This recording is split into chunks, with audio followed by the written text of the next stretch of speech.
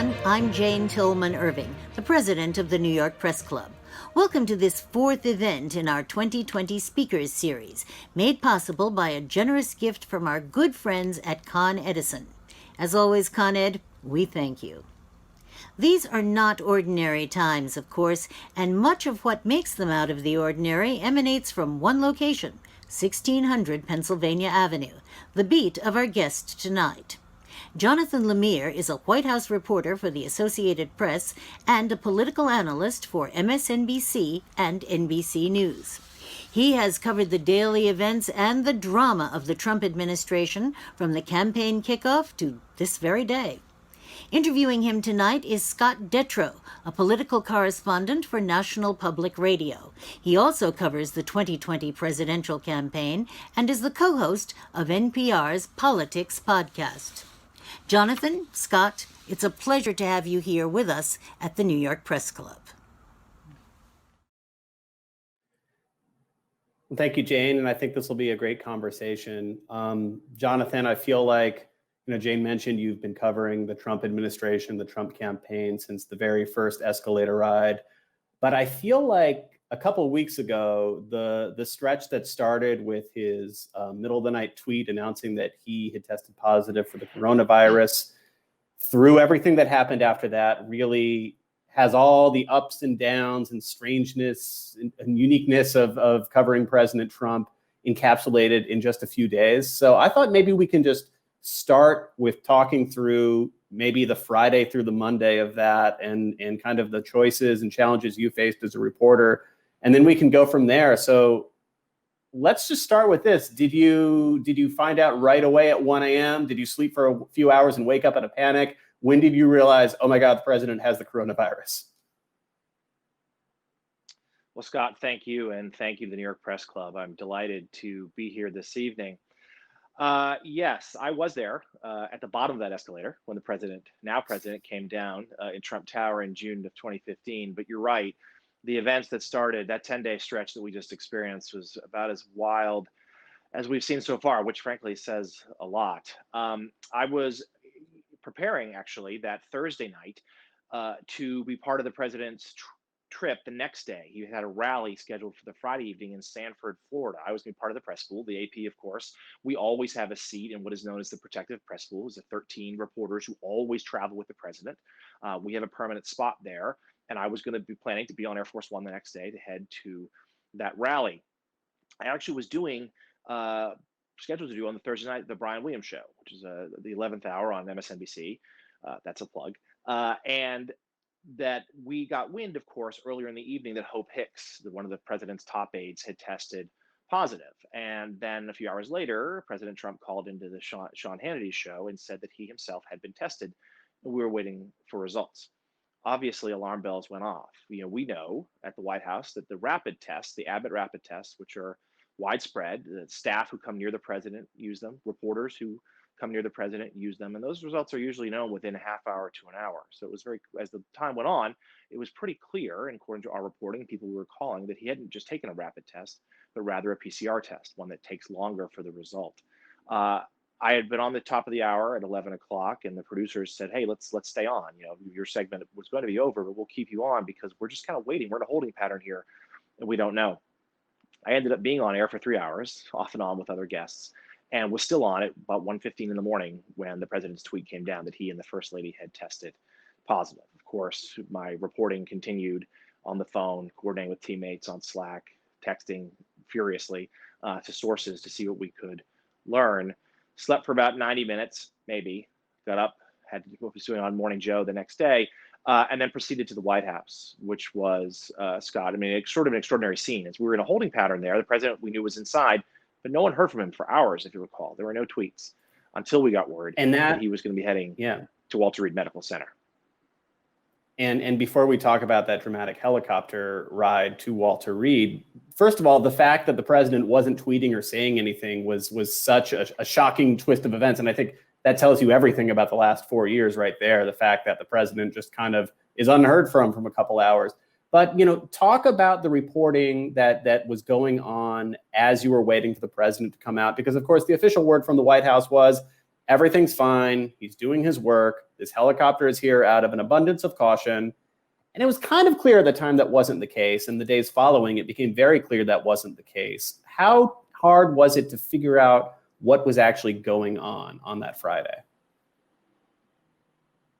Well, first of all, when we get the rare breaks of Twitter silence from the president, we're usually pretty grateful, but it makes our life a little easier. But this one seemed a little more ominous, that it wasn't quite clear what was going on. And you are right.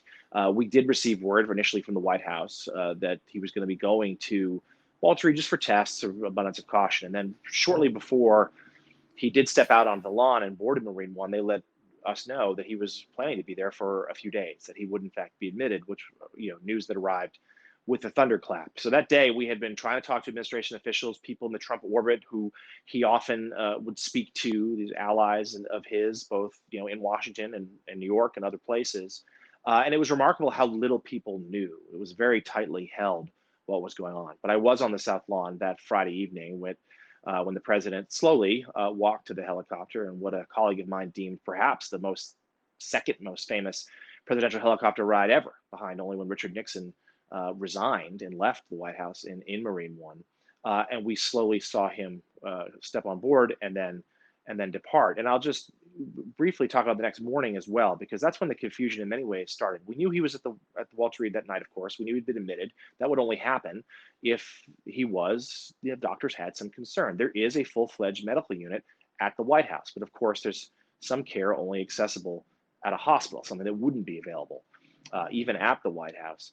And it was the next day, I was part of the presidential pool again, and we went up to Walter Reed for a briefing with doctors. And that's when really the White House began to suffer a real credibility issue. Scott, I'm sure you remember that news conference Saturday morning at Walter Reed, where the doctors sort of were Dr. Scott Conway evaded a lot of pretty basic questions, particularly on the president's oxygen level. I pushed him to give us some detail on what his oxygen saturation level was. That's such a key indicator for a patient battling COVID-19. Had he received supplemental oxygen? And the doctor sort of said, well, he's not currently on it, or he hasn't done it since this team was assembled. He was clearly sort of evading what the answer was, and he did so on other questions too. And it was afterwards where then White House Chief of Staff Mark Meadows approached reporters and proceeded to provide a pretty different take of events. And at the time, he was asked to be a background official, but later he was indeed outed, and with the Associated Press's case, with his permission, as being on the record, saying that indeed the president Friday morning had received oxygen at the White House, and indeed that he had been in tougher shape than the doctors were letting on. And from that moment on, frankly, until now, there's still been a lot of concerns of just about how forthcoming the White House has been with key details on how the president's doing. And the reason I wanted to walk through these couple days, that Friday, Saturday, and Monday in particular, is because I feel like they really illustrate to the maximum degree the challenges that a lot of reporters face covering the Trump White House, because it got so much heat at the time, and because it's something that reporters have conversations about all the time and interactions all the time. Can you walk through again what the press pool was thinking at that moment when Mark Meadows said, hey, can I talk to you guys on background? And oh, by the way, totally contradict the official line that you just heard from this press conference from the doctor. I mean, the thinking that goes into that decision-making as a reporter, how you reported it, and how you got to that point at the end of the day of saying, it's important to say that this was in fact Mark Meadows. Well, this is certainly a little inside baseball, but I'm happy to pull back the curtain. So the press pool was at Walter Reed. That's true. If there's ever an audience for it, this is it. We were there and we had the news conference. We saw the chief of staff beforehand. I'll note that he was wearing a mask. Yes, the day before at the White House when he talked to us, even he did not wear one, even though the president had already been diagnosed with coronavirus at that point. He, as the doctors finished up, he kind of summoned us, the press pool, off to the side, and first said, can we talk to you guys off the record? Meaning not for use at all. And then he quickly amended it to say, no, we can do it on background as sort of a personal knowledge of the events. Now, the issue was this was caught on camera. The pool camera was still running, and another camera as well that clearly identified Meadows as the person who had summoned over the pool. So when the report went out a short time later from the print pooler that day that a person familiar with the president's condition was offering a very different accounting of his health, immediately on Twitter and elsewhere, it was clear that people recognized that it was Meadows. And at the AP, the decision was made, and I consulted with our editors, because it was out there, because it was known, because frankly, the video feed had gone out to clients around the world, that we wanted to indeed identify him, and that we were going to put his name to these comments. So I called him and said as much, and said that we would be doing so, and he signed off on that. He said he understood, and he actually added a few more details about the president's condition. Things got complicated a little further as a final note on this, because when word got back to the president that Meadows had gone out there and offered a decidedly less rosy view of his condition, he grew pretty upset. And in fact, pushed Meadows to then later that day, first of all, go radio silent for a while, and he didn't return other reporters' calls, and mine for a stretch. He then gave a statement to another news organization saying that the president was doing great, sort of contradicting his contradiction, being back more in line with where the doctors were. Only to that evening, he gave an interview on Fox News, and he sort of blended his two statements, where he said the president was doing well now, but did acknowledge that he had been tough on Friday, that he had a period of real concern. So basically, the comments that he made initially as a person familiar with the president's condition, which we then, with his, we used then on the record, he eventually put out for all to use that night anyway. So throughout the weekend, the president is in Walter Reed, and as we saw, he didn't want to be there. He was frustrated with the way that he was being portrayed. He was frustrated with the situation. And I think this gets to one of the big questions I have, and I assume the challenges for you. A great reporter like you is talking to people all the time at all levels of a White House, trying to figure out what's going on. But in the end, in this White House, it seems like so much of it comes down to what the president is thinking at any given moment. And often it's very different policies that come forward based on the moment. So I'm just wondering, how do you try to account for that and make sense of that and strategically figure out who the right person to talk to is when President Trump can be on wildly different pages at any given moment of the day? It's a cliche when it comes to President Trump that he often will go with the last person he talks to about a certain issue, that he can be persuaded up to the last possible minute. And he's particularly influenced by what he sees on television, reacting sometimes to just perhaps a Fox News commentator, but members of his own staff or Republicans on the Hill will often book themselves or get booked on a cable network, particularly Fox News, and advocate a particular policy position there. Learning that their words would have more weight if it comes on, say, Tucker Carlson's show than it does perhaps even in a meeting in the Oval Office. So that, first of all, it just shows you how unpredictable the president can be. And yes, it is a difficult challenge to navigate the waters of the West Wing and sort of the extended Trump world, because there is so much contradiction. The president, sometimes people who work for the White House or are close to Donald Trump don't tell you the truth deliberately. But other times, they think they are telling you the truth. The issue is the truth has changed since they got their last update on it. So it's important to, in a moment where the news and what's policy or what's politics and is so fluid, it's important to talk to, you identify key people who are more in the know than others. There are certain people you would never use as a first source or frankly, even a second.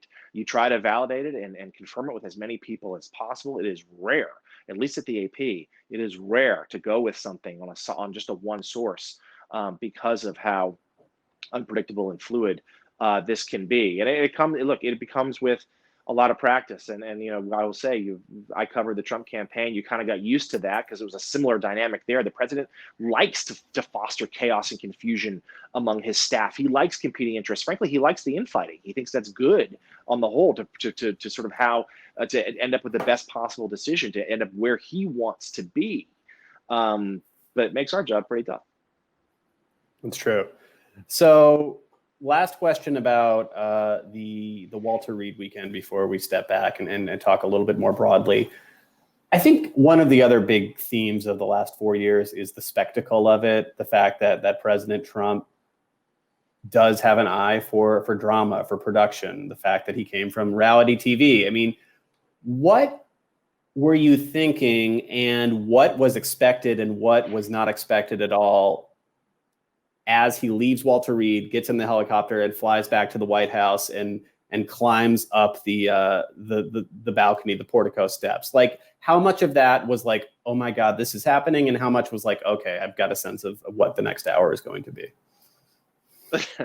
Well, I was part of the pool that was waiting for him on the South Lawn. My colleague was up at Walter Reed and watched his departure there and him getting on the helicopter.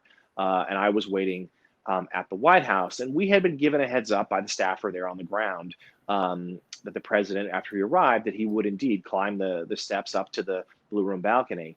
But it wasn't quite clear for what reason. That they sort of suggested that's where he would enter the White House as opposed to the usual ground floor entrance. And I'll note that the New York Times has reported in recent days, and what is a truly remarkable detail, that the president apparently at least considered.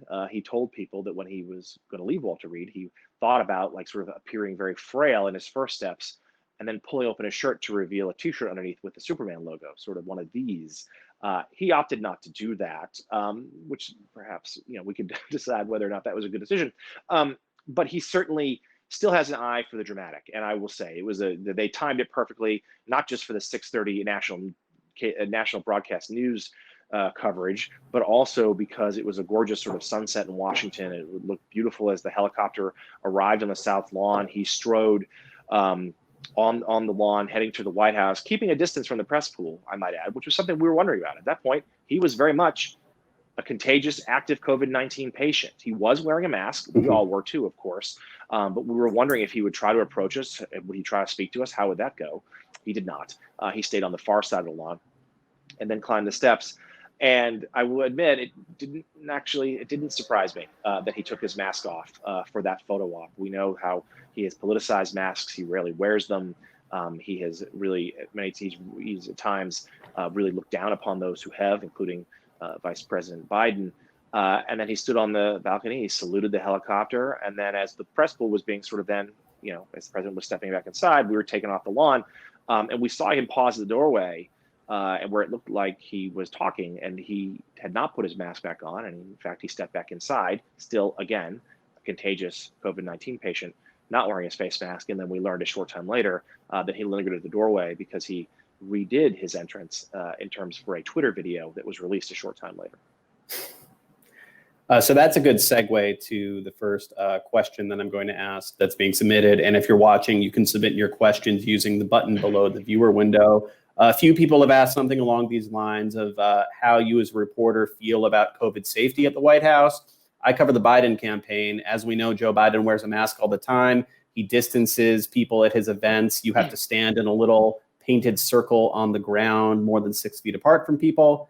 Even in those moments, sometimes I feel like I'm pushing the COVID boundaries of what I really should be doing versus what I am doing. So a lot of people want to know just what it's like from your personal safety when you're at the White House and on Air Force One.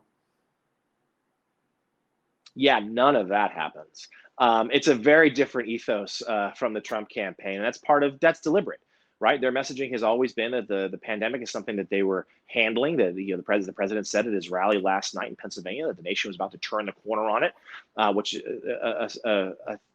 a sentiment that seems to fly in the face of statistics. There are only more than 215,000 Americans have died, and certainly hundreds of, if not 1,000 more each day still do.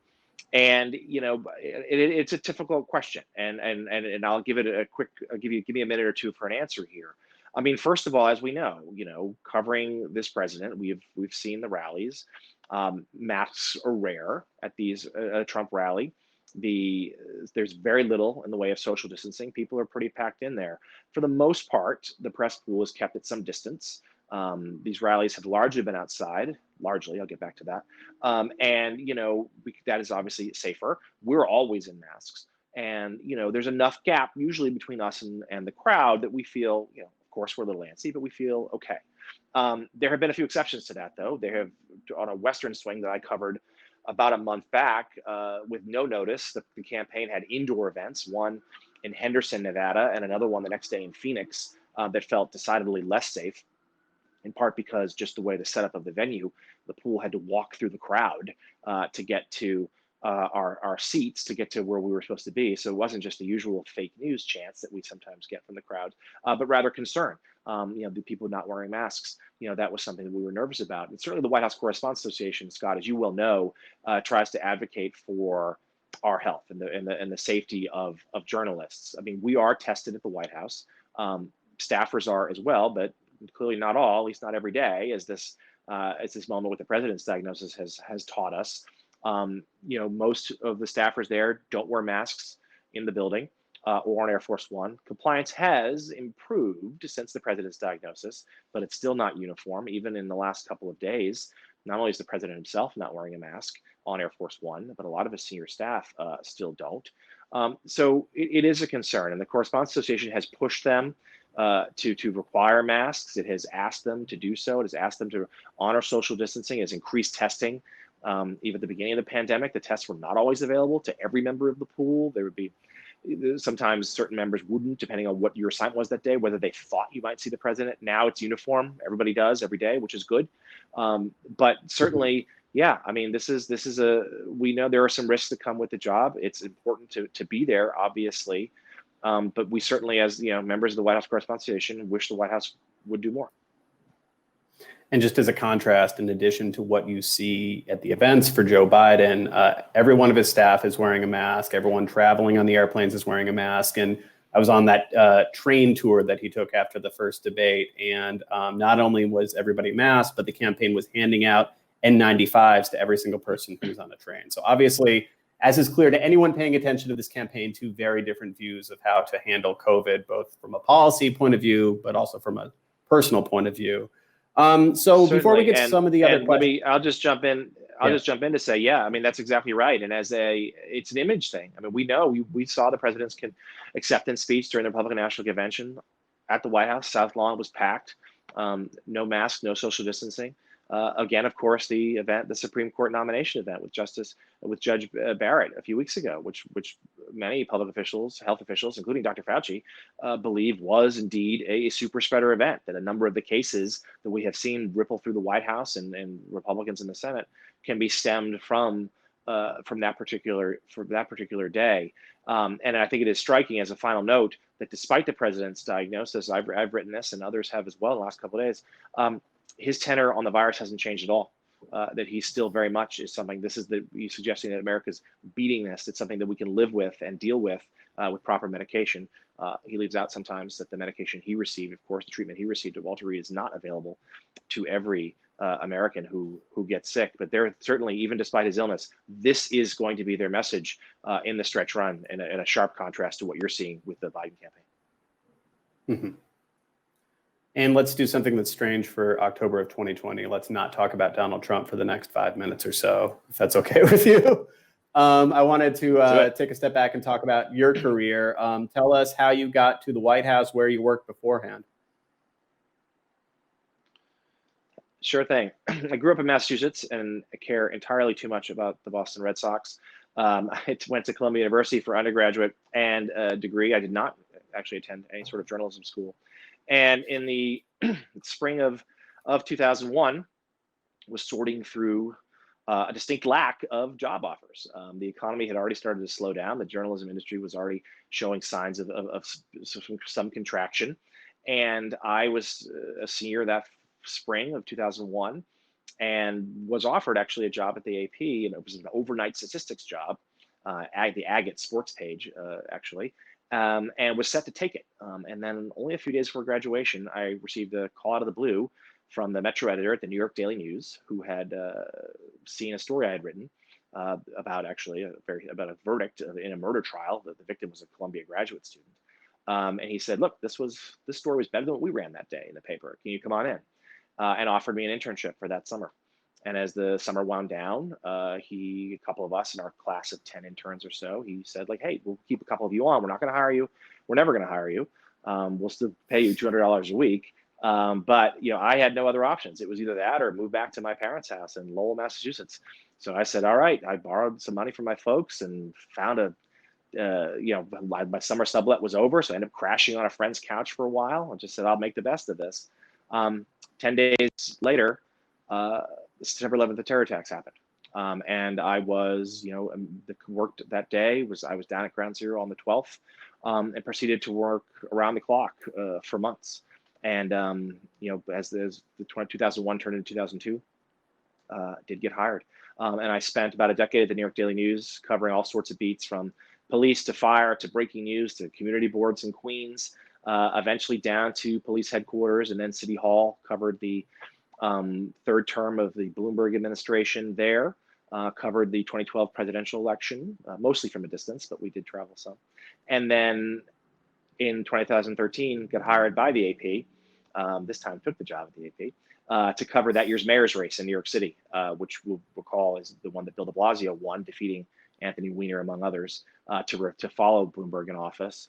And then after a couple years covering sort of New York City and state politics, I got a call one morning in June of 2015 saying, hey, from the political editor at the AP saying, we're not going to send up one of our Washington staffers for this event. We think it's kind of a stunt. There's no reason to believe that Donald Trump is actually going to run for president. He has threatened so many times. I'm sure even if he declares it today, this will be a 2-week thing to try to just, boost whatever his next celebrity project would be. And I find myself in the basement of Trump Tower that day in the lobby, and sort of been covering every move of Donald J. Trump since. So many of the reporters who have really thrived in this environment in DC came out of the New York tabloids, and maybe the answer is obvious to a New York Press Club audience, but what do you think it is about the Post, the Daily News, the environment that makes you so cut out for Donald Trump's Washington? Well, I think it's a few things. First of all, it's just exposure to Donald Trump. I covered him from time to time as a general assignment reporter at the Daily News because he was the man about town. He was a celebrity. He was worth covering, at least in the tabloids. So I spent some time with him and covered him from time to time. Also once sat behind him in a movie theater. And I'd like to note that he and the lady he was with, who I believe was Melania Trump, this was back when they would have been just started dating, they snuck in their own food to the theater. So I think that's always what was the movie? Telling anecdote. It was Vanilla Sky, the Tom Cruise Penelope Cruz in October 2001. Sort of a strange movie, but pretty good. He seemed to somewhat like it.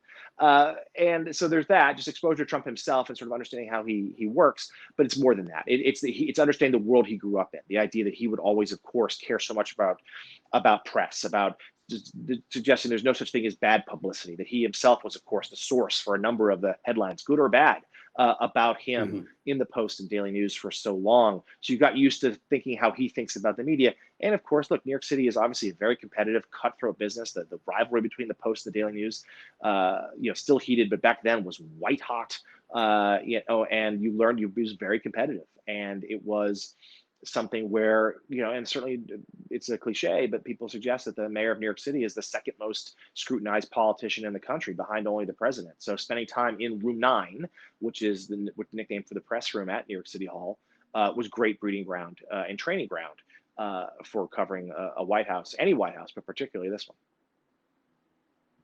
The things that I always think about is I started at WFUV where they, as a student reporter, you get a chance to go out and cover City Hall. You go to Mike Bloomberg's press conferences at the time that I was in school and things like that. And I felt like actually going over the years, starting out in New York City as like a 22-year-old staring at those press conferences, I thought that actually being in Washington, D.C. made me kind of soft compared to being in New York. And I realized when the New York State primary happened in 2016, that I was totally out of shape for the scrums that were happening with the New York City press, where I was like, I never got a question in because like even covering Congress and covering a national political campaign, it was like so much slower than the metabolism of the City Hall reporters. You get sharp elbows in room 9, Scott. Yeah. And it's true. And I think that to the credit, the mayor of New York City, for as long as I can remember, and it dates at least back to Giuliani and I believe Dinkins as well, and certainly through Bloomberg, would have often multiple Q&A answer sessions with reporters every week. So and he would, whoever that mayor was, would take at least a handful, sometimes more than a dozen. And it was important. It was good. You'd learn how to shape a sharp question, and you sort of were used to. You had to be aggressive. You had to be tenacious. And it absolutely it teaches you how to to be aggressive, be assertive, be direct, to be blunt. And sometimes that's so vital in what we're covering now. One of the questions we got noted that you're based in New York still. Maybe this question is less relevant in the world of COVID, where it doesn't really matter where you are, but have there been positives and have there been negatives from not being totally in DC all of the time covering the White House? I think it's mostly been, truthfully, positive. Because the job that was detailed to me originally was, we want you to cover the Trump campaign. We want you to be part of our White House team, but we want you to stay in New York because the president's business is in New York. Most of his family's in New York. Most of his key outside advisors are in New York. And for a time, there was a thought, it seems so long ago now, but during the transition, which was also based in New York, there was a thought that he would come back to Manhattan like nearly every weekend. There was a prevailing theory for a while. It turned out that part ended up not being, of course, true. He rarely comes back to the city where he was born. But certainly all the rest of it has played out and been an advantage. I'm far from the only reporter who covers this White House who's based in New York. Maggie Haberman, of course, is the most famous example, a stellar reporter from the New York Times. And, having a mix of one foot in each world is helpful. I mean, I'm in Washington all the time. I'm in the White House itself. I have the weekend duties. I've been on a number of his foreign trips, including some of his most memorable ones. But having some distance from it is helpful as well. Giving you a little 30,000 foot vantage point, I think sometimes is good. Getting out of sort of the day-to-day morass is good. And, being able to, sort of see it a little differently. And look, the AP, we're always there. But even in a time of COVID, our White House team, which is like 6 or 7 people, again, we're always in the pool. We always have someone there. But prior to the pandemic, it would not be uncommon to have 4, 5, 6 of us at the White House all at once, crammed into a very small, very modest is being kind, little office space in the West Wing. And now, because of safety precautions that the AP itself has instituted, but also what the Correspondents Association recommends, only one of us can be there at a time anyway. So we're all working from home. And in that regard, whether or not I'm in DuPont Circle or in New York City, it matters a little less. If you're able to get the people you need to get on the phone, if you're able to sort of still build up relationships and talk to people you need to talk to, you can do it without being in the White House all the time. Although, to be clear, I am there frequently, and that's a vital part of this job too. You do need to have some time in the building, on the plane, and in Washington. Yeah. So we've been talking a lot about your time in the tabloid world, but now you're at the AP, and that's, to put it mildly, a very different news organization. And I think that's one of the reasons the AP is so respected and trusted by other outlets that rely on it, is the fact that it's traditional. Sometimes it's kind of a play it safe. It's thoughtful about all the choices it makes. I'll put it that way. So I'm wondering, as somebody covering the Trump White House for the Associated Press, what are the areas where you've seen your organization make some changes about how it frames things, about how it covers things, and where are some cases where the AP decided, no, what we've done works pretty well and we're going to keep doing it. We're not going to blow everything up to cover this presidency? Well, the AP is, of course, always going to value accuracy above anything else. Accuracy and fairness, and of course, speed. We are the wire, after all. Mm-hmm. So in that regard, our overall mission has not changed with this president, but of course, we've had to adapt, like every news organization has. First of all, it used to be that you could sort of treat, in previous White Houses, when the White House itself or White House official told you something, you could sort of treat it almost as fact, or fact close enough. And that's certainly not the case now.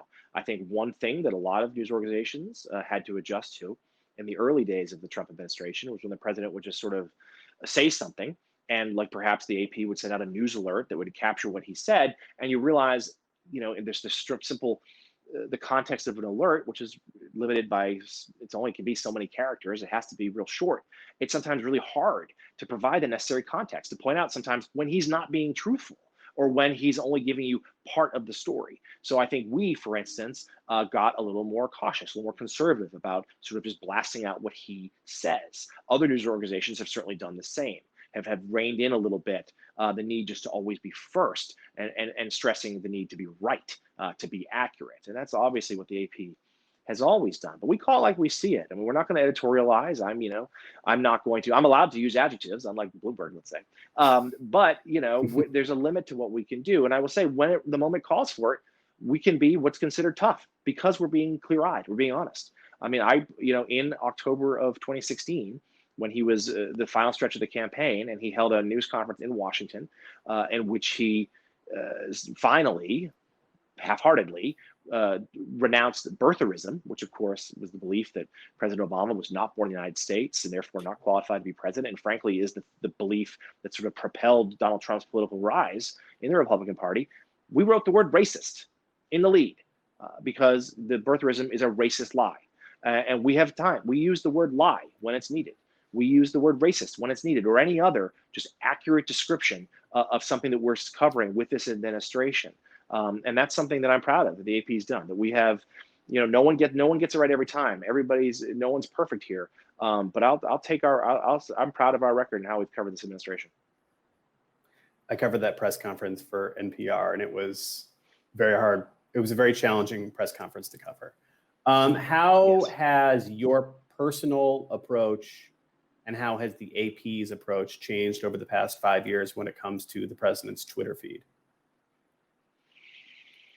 That's a very good question. I think across Washington, I'll start by here, but that the idea every time in those first months in office, every time he'd tweet, it was like an earthquake, and everyone went running around, and it would shape that moment, that hour, that day. And I think that the Twitter feed has lost a little bit of its shock value, both in terms of the media and news consumers, and frankly, other politicians in Washington who now, sometimes when their alert goes off and it's the president, they just sort of, rather than run to check with their aide as to what's going on, they kind of just roll their eyes, or in the case of many Republicans in Capitol Hill, pretend they didn't see it at all. So I think we recognize, though, that it's still news. It still has to be covered, but it needs to be done so in context, with the appropriate context, in the right setting, as opposed to just sort of taking it and running with it, which I think a lot of places did at first. I mean, the Twitter account for me personally, it's the same. I mean, I get the Twitter alerts on my phone too. I'm always going to look at it. I'm always going to see it. But I think you just learn sometimes when he is saying something that actually matters, that it's policy, that it's real, and other times when he's just blowing off steam, when he's just ranting and raving, which, his own aides acknowledge sometimes he does. It's an important outlet for him, they say. And you learn to just sort of, you build up judgment to decide what sort of tweet is worth an all hands on deck response, and which other ones can be just sort of ignored, realizing that it'll be followed up by another tweet 5 minutes later anyway. And I think that choice that you have to make is a good entry point into a question that we've gotten from a lot of different people, and it has to do with whether or not the president will accept the results of the election. And of course, that has been a major topic over the last few weeks, especially. Let me ask it to you this way. From your reporting, how much of a sense do you have that this is something that the president is venting on or dwelling on, and how much is it something that trickles down throughout the White House that all of the administration members you talk to view as a very serious thing that they're thinking and talking about? Well, we'll start by noting his public comments on this are that he has not necessarily committed to a peaceful transfer of power. He's been asked point blank a few times whether he'd honor the results of the election, and he's always sort of been non-committal to that. So that itself is, of course, noteworthy. It's a good question because we don't know. There's a lot of, I say this a lot sometimes on on MSNBC or we write in our copy that this is unprecedented, that we've never been here before. And just talking about this is new. It's certainly in the context of the modern presidency. And certainly there are some in Trump's orbit, inside and outside of his administration, who believe that this isn't serious. That of course he will if he loses, and maybe he won't go quietly, maybe it won't go quickly. But at a certain point, yes, he would of course accept the results. It's not going to be a case where the Secret Service has to lead him out of the Oval Office. No one's suggesting that is going to be the case who has any sort of knowledge as to how the president thinks. But I also should say his own staff doesn't quite know exactly what to make, how this will go if he were to lose on November 3rd. Or it should be pointed out, and I'm sure the audience here is savvy enough to know this, there's a real chance we won't know on November 3rd. And we might not know by November 5th or November 8th or November 15th or December 1st. It's going to depend on how close things are and how fierce the legal battles that we all sort of anticipate are coming end up being. Mm-hmm. We've got time for more questions. If you want to submit it, there's a button below the window that you're watching us in where you can put your questions in. You've mentioned twice now things that were viewed as conventional wisdom certainties and were totally wrong about President Trump. First of all, the fact that this run was a lark, it was going to fade out, it wouldn't even make it to 2016. And second, on a much more minor scale, the fact that he would be back in New York City all the time. He might not even live in the White House. Remember, that was said so clearly by so many people. I'm wondering, is there anything that sticks out in your head? And again, we all have short-term memory loss during this period. That was like the thing that the conventional wisdom was the most wrong about President Trump. That's an excellent question. I think there are probably a few possible answers to that. I mean, a belief that frankly I never held, but plenty did, was that taking office would sort of make him be more presidential, and that he would change his behavior from the campaign trail to fit the norms of the office, when I think it's been completely the opposite. He is who he is, and he is who he's always going to be. He has changed the presidency far more than the presidency has changed him. So I think that is something that, it was a conventional, at least a somewhat held conventional wisdom that certainly was not true. Certainly, there are a lot of Democrats who thought that the President Trump would lead the nation into a number of, in their estimation, unnecessary armed conflicts. That has not happened. That's something else that's been different. There was a sense that maybe, because he was this New York Democrat way back when, that he might be willing to be a pragmatist and go across the aisle to work on certain things. We joke about infrastructure week, but again, in early 2017, there was a real thought that was a moment of common ground. People have wondered if the Trump presidency had started at the very beginning, not with healthcare, but rather with a major infrastructure plan. Could that have set an entirely different tone for his administration?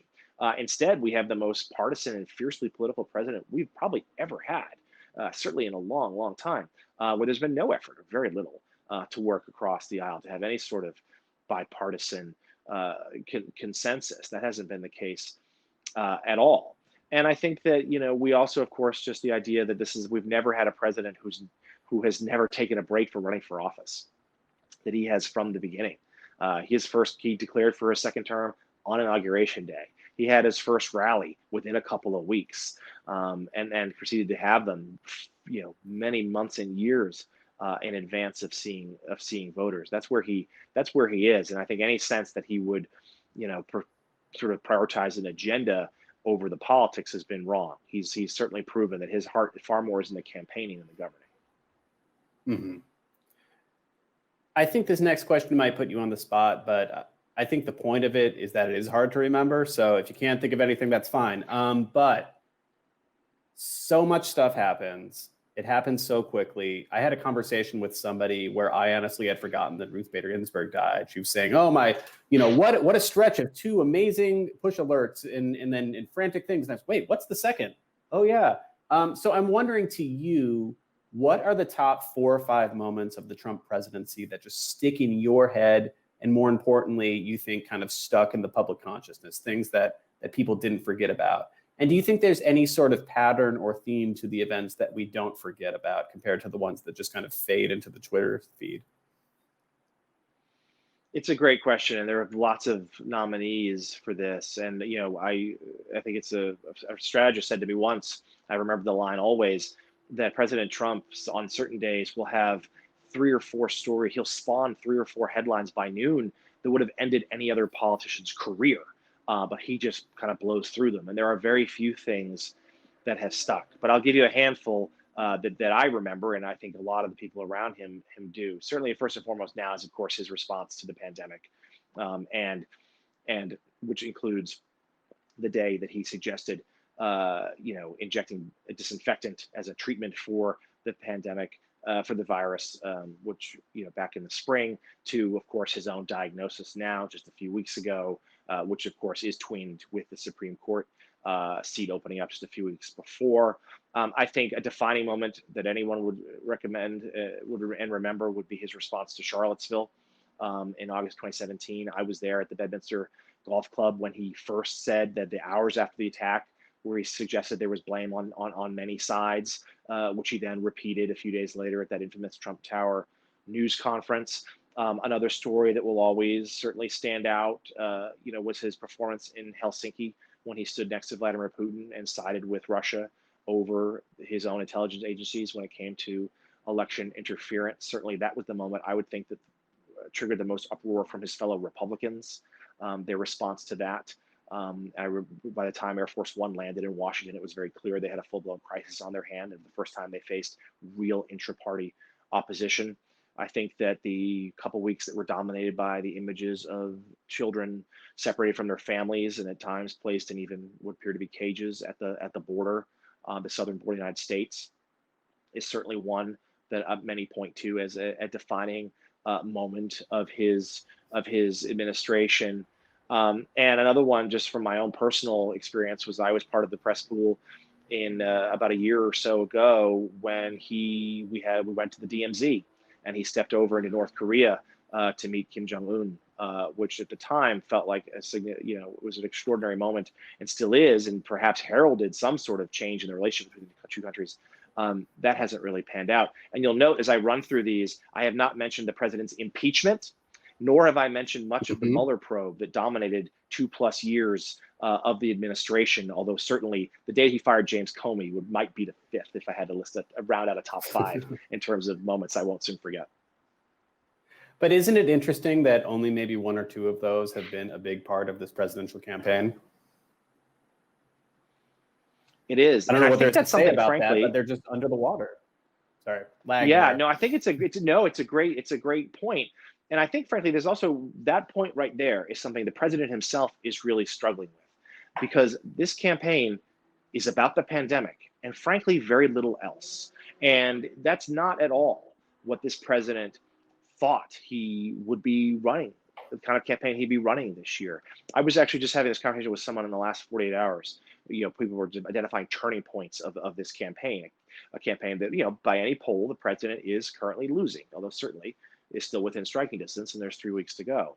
I go back to sort of an overlooked moment, I think, which was the last week of February, when the president boarded Air Force One to fly to India, which was basically a victory lap. There wasn't much in the way of policy there. He attended a massive rally.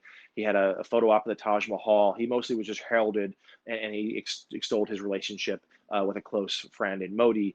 And it was meant to just sort of be a 40-hour whirlwind, feel-good trip, coming just a few weeks after his impeachment acquittal in the Senate. And he began that week thinking, I've written this at the AP. He began that week thinking that he was going to run for re-election on the back of a roaring economy and potentially face a socialist. At the time, Bernie Sanders was ahead in the Democratic primary, and other liberal candidates like Elizabeth Warren seemed to have some strength. And the president started that week thinking that. He ended the week in a very different place. While he was in India, the stock market for the first time really tumbled out of fears from the pandemic. I was with him in New Delhi. It was a trip that was full of big moments and grand spectacles. He also delivered a small talk to business leaders at the U.S. Embassy, and the market had fallen more than 1,000 points, and he had to talk about it. It was the first time he talked about the economic impact of the pandemic, and you could tell that he was a little bit rattled. And we reported out how he had not slept the night before because he had been on the phone with economic advisors wondering what was going on with the market. So suddenly, for the first time, the economy took a tremor because of the pandemic. And we know, of course, eventually it really plummeted. And at the end of that week, the other thing that happened was the South Carolina primary, which Joe Biden won, and won convincingly, and soon sort of coalesced Democratic support and became the front runner. So a week that began with the president having a strong economy, potentially facing a very liberal, socialist even opponent, ended with that economy beginning its nosedive and him facing a far more moderate opponent, one that would be harder for him to unveil the playbook they had been gearing up, where they had wanted to sort of paint the general election as a choice between the president's administration and these sort of radical left-wing forces. And we have seen him struggle to adapt ever since. Mm-hmm. We've got about 10 minutes left, so just a few more questions. First of all, I'm wondering if this presidential election is not the one that you signed up for, or I signed up for, or anyone anyone else in America signed up for. It's been a very different election. And I'm wondering if there's one or two stories that are just sticking in your head, stories that you really wish you could have done, but the environment of COVID just made it impossible. Well, certainly, all of us who do this know how important it is to be out on the road and to travel and to actually talk to voters and see the country. And that, of course, has been really restricted this time around. I mean, these organizations simply aren't able to do it for reasons of safety. That just hasn't happened anywhere near the degree it normally would. So certainly, those voter stories, are ones that I miss because it was so valuable in 2016 on the road constantly. Ahead of the covering the now president, but talking to voters who were, either attending rallies or elsewhere in towns across the country and seeing why they thought the way they did and giving sort of a sneak peek as to why Donald Trump had so much momentum. So certainly missed that. I mean, I've, as part of the pool, I'm traveling with the president, but it's a very different experience when you're in sort of the bubble of Air Force One and then the motorcade, rather than having hours or days to be on the ground talking to voters. So certainly, I think that's the biggest change, and I think that's also why there's so much uncertainty about how this campaign is going to end. A campaign that's had very few sort of significant moments. We're only going to get 2 debates. The conventions weren't what they normally are. There, certainly a lot of sort of totems along the way, that we're used to every 4 years just didn't happen. But with the emphasis on mail-in voting and with the uncertainty of how and where and people will cast their ballots, it adds one more layer of uncertainty, frankly, as to how this is all going to end up. Has the Trump campaign said where he expects to be on election night? They haven't. We have been asking. We don't know yet, though, if he'll be at the White House or if perhaps he would do a last-minute rally somewhere, or maybe he would be in Florida. He is now a Florida resident, let's recall. Mar-a-Lago would be open for the season by then. Perhaps that's where he'll be. I assume that Joe Biden will be in Wilmington, Delaware? That is what they're hinting, but they have not officially announced it yet. The last question, I'm just going to read it verbatim here. Should Trump win this next election, do you think you would have the stamina to continue covering this beat for another 4 years? P.S. Sharp suit. First of all, thank you. Secondly, I mean, I would plan to at least for a time. I mean, I've covered him, now for a number of years, for 5 years. He and I have had a few run-ins. He once famous to me, threw me out of an event and called me a sleazebag during the campaign because he didn't like my question. And there have been other moments where he has conveyed his unhappiness with me, and I certainly that's fine. That's part of the job. I think that this is an extraordinary story. It's an extraordinary American moment, and he said this is a presidency unlike any other. And yes, no doubt, as I'm sure you know, and a lot of our colleagues do, it can be exhausting. The schedule can be punishing. The pace is unrelenting. But it's such an important story, and it's a privilege, frankly, to have the ability to cover it, to be up in the front row and to see it. It'd be one I'd want to continue. I'd want to see this through, because it's simply the stakes in the story don't come any bigger than this. This is why we do what we do, to sort of be the witness for the American public. And I would want to do it for as long as this continues. Jonathan, this has been a great conversation. I wouldn't mind a little more stuff. Yeah, that'd be nice too. I would say best of luck over the final 20 days, but we both know that it will not be the final 20 days. This election will probably not end on the 3rd, and the transition, if Biden does win, will probably be the weirdest transition ever. So none of us are getting a break anytime soon. So all I'll say is I hope you get some sleep here and there, but thanks. This has been a great conversation. Well, thank you. This was great. I really enjoyed it. Take care, and thank you to all the watching. And we're going to end with another message from Jane Tillman Irving. Thanks so much for watching. What a time to cover the White House. Our thanks to Jonathan Lemire and Scott Detrow for their time and their insights into the presidency of Donald Trump. Thanks also to Con Edison for your continuing support of the New York Press Club. Our 2020 Speakers Series continues next Wednesday, October 21st, when our guest will be CBS News correspondent Jeff Pugays. And also ahead, Adam Liptak of the New York Times, and the president of CBS News, Susan Zirinsky. Times and dates are on our website, nypressclub.org. And for the New York Press Club, I'm Jane Tillman Irving. Stay safe, and we'll see you next time.